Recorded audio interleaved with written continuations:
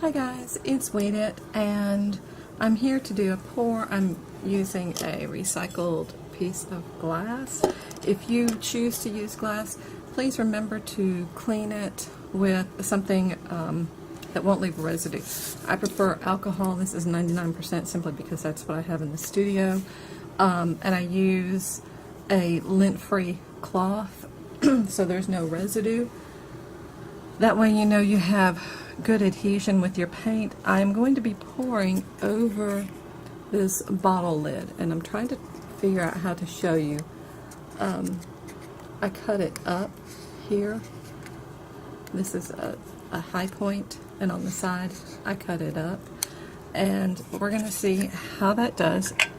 So I have that more or less in the middle of my glass, and today I am using a Liquitex pouring medium, Vallejo Pearl medium. I'm using just matte white acrylic, quinacridone rose light in Amsterdam standard series, and then quinacridone rose in Amsterdam's expert. So I've mixed these with the pouring medium, and I also added a little bit of water because I think I need this very fluid, and this is going to take more paint than I usually use. Okay, so you can see it pouring over there. And I'm wondering if my pink is a little too fluid. It's kind of looking that way. Oop. And I'm just going to layer and see what I get. Now, pouring over a bottle top, this is not my idea. I don't want to try to take credit for it. Several pouring artists on YouTube were doing this, and it seemed really great to cut out the little spots that actually allow the paint to flow underneath. Was not my idea. That was Anne-Marie Ritterhoff. She had that idea. Yeah, this pink is too thin. I didn't measure or anything. I didn't weigh it. Nothing. I just mixed the paint. So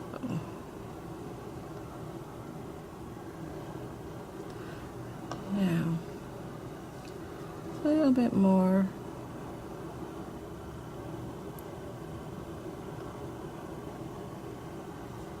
There is no silicone oil in this. This is just a very straightforward pour.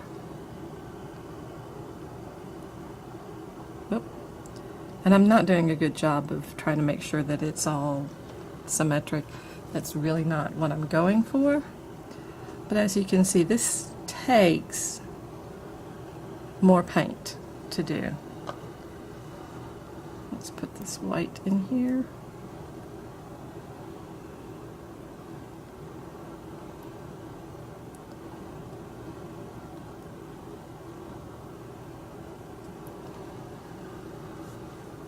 And they take a little longer because you are pouring and pouring and pouring and pouring.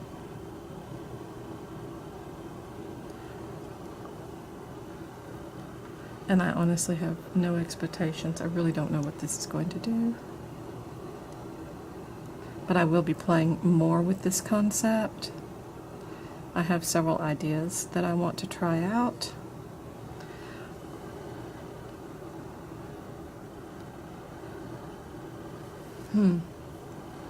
I'm just kind of peeking and trying to see if it looks a little hazy right here. That's some of the sparkle from the pouring medium is like seeping over to that quinacridone rose,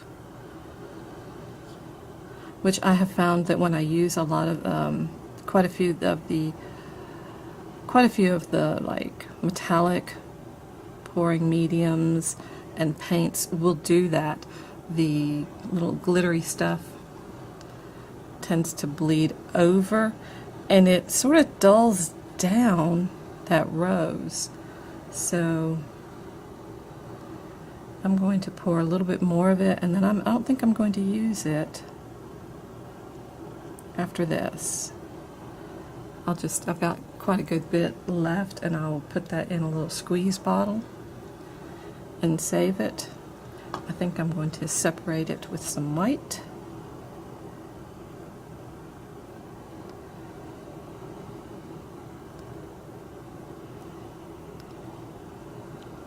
And I normally avoid pink and red when I do my pours, but not today. And I still have a corner of my glass where I don't have anything. Do I dare? Let's do that later. Pink. Come on, pretty pink. Let's do a little more white.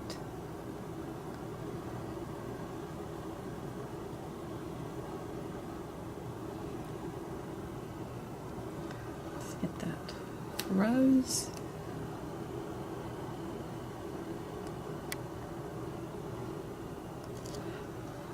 It looks like the rose is heavier, a heavier pigment. So it looks like it's kind of sinking. Whoa! Pink went where I didn't mean for it to go. And a little more white.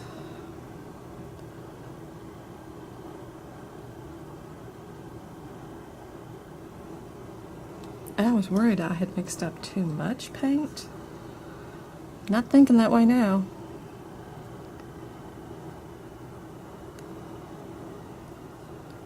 Because I'm about out of my rose.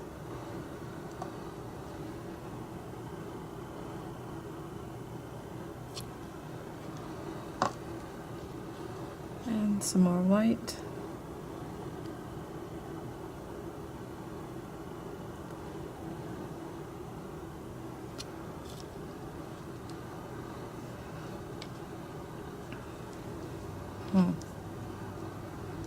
It's gone over to the edge.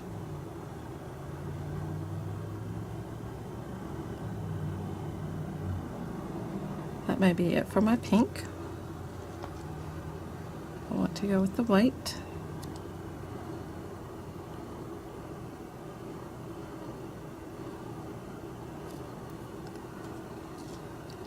Okay.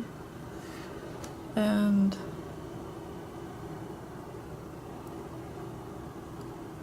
all right.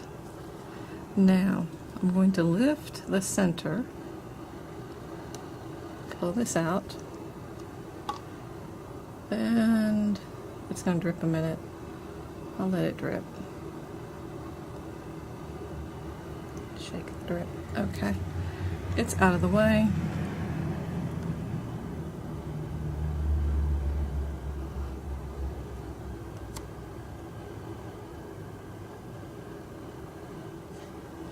A little bit of the red, a little bit of the pink.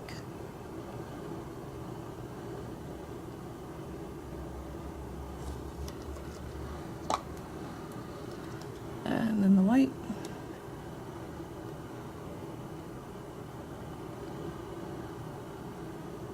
Of course, titanium's a fairly heavy pigment. And I will put a little bit more of the Vallejo pouring pearl medium, sorry. Ooh, that's more than I wanted.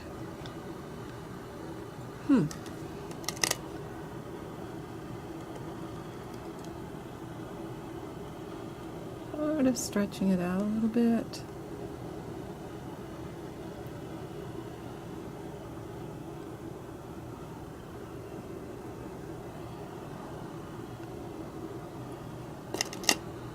Okay, that won't work. That's too much for me. So, let me get, oh, scraper, whoop.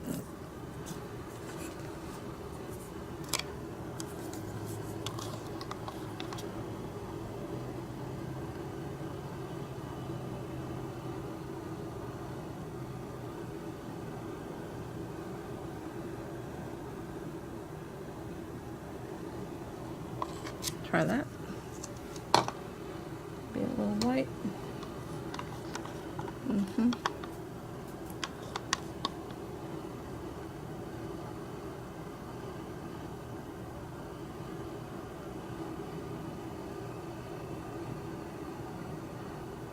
Not really trying to go on top of the pink, but follow the same general pattern.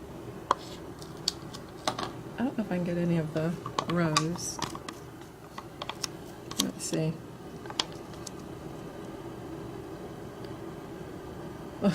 Yeah, maybe not where I wanted it.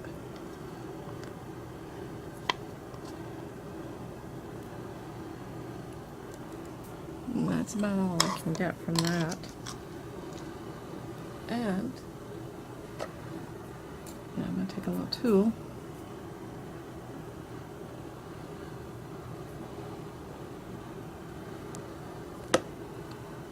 and then do a little stretch.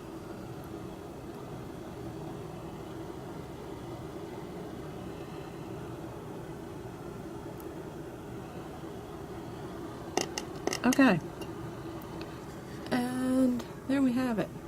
So I will be back when this dries. Okay, here it is dry, and this is not what I was after at all. And at first I was disappointed, but then when it started drying, I realized I really love this area all in here.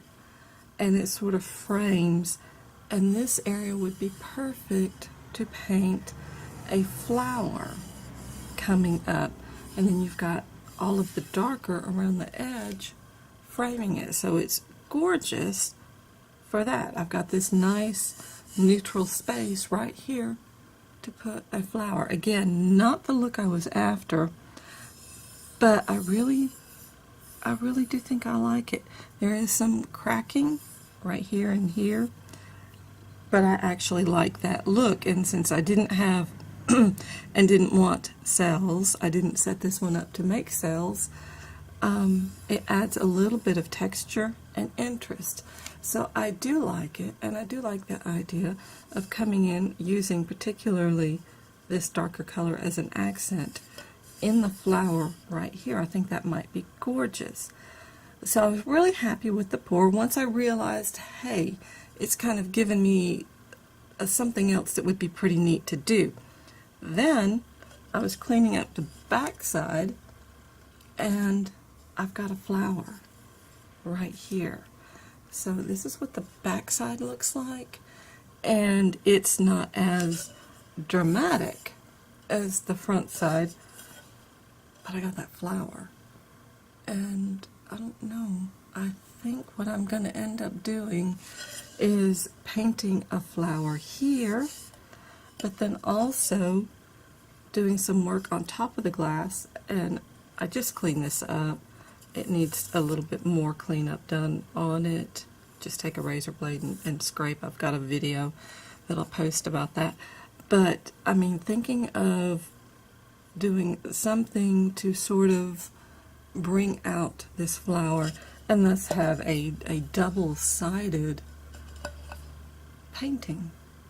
So now this is pretty cool. I really like that. And this is one of the nice things about working on glass is if I don't like what I end up with here, flip it over and let me try something on the back. If I don't like either of them, I can get the paint off. Now, it's actually harder than you would think. It takes a razor blade and a lot of patience because the paint adheres very well to the glass. I have not had any problems with paint turning loose, but I do clean my glass very well with alcohol before I do anything. So this is just so freaking cool. But again, if nothing turns out, then I can peel the whole thing off and I still have my substrate back. And then sometimes you get a double-sided item. So that's it. Thank you guys. Bye.